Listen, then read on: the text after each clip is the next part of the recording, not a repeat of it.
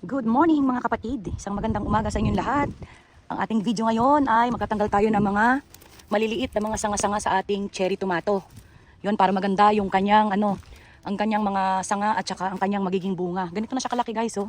Malaki na talaga. Tapos kailangan na siyang tanggalan ng mga yung mga nasa ilalim. So ayan. Pakita natin ang ating before and after muna. Before muna bago yung after Yan, good morning, good morning. Umpisahan na natin mga kapatid. So ito na nga, guys, ito yung tatanggalin natin dito, yung mga nasa ilalim. Unahin natin tong, ito. Ayan. Kailangan nating tanggalin yan, mga yan. Tapos, ito pa. Yan.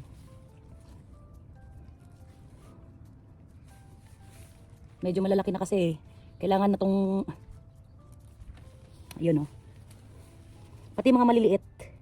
Yan, ganito. Pero yung nasa pinakataas, yung sa ilalim ng dahon, ito. Sandali. Yung nasa ilalim ng dahon na to, ito. Itong nandito na maliit na sanga, hindi natin yan pwedeng tanggalin.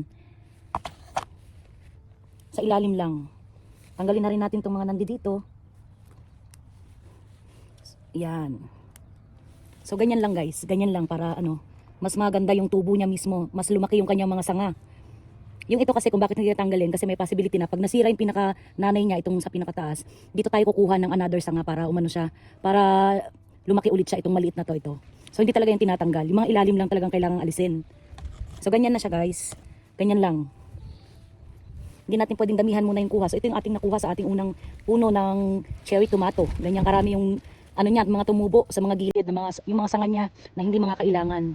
So ganyan na siya. Yun. So dire-diretso na natin yan hanggang doon sa dulo ng mga niya, tanim. Tanggalin muna natin mga plastic. Yun.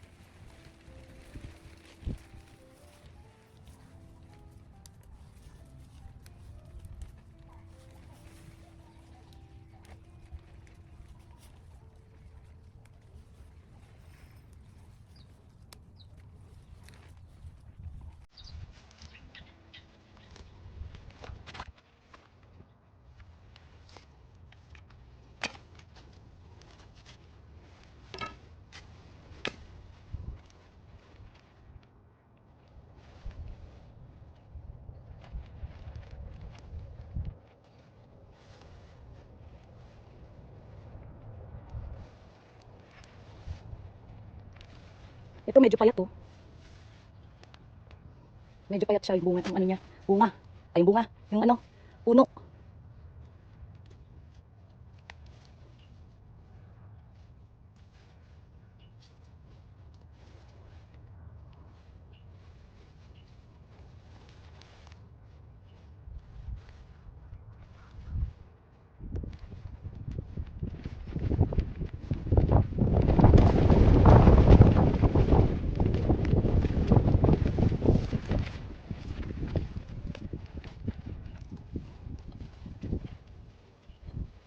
So ito na mga kapatid, compare kanina, yan yung mga nakuha natin. Ito yung mga nakuha natin, oh.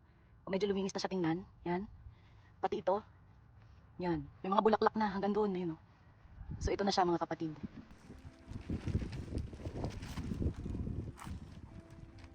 Ibalik naman natin ngayon yung ating mga plastic na tinanggal. Yung mga ganito, kasi masyado pa siyang mahangin, hindi pa pwedeng pabayaan lang.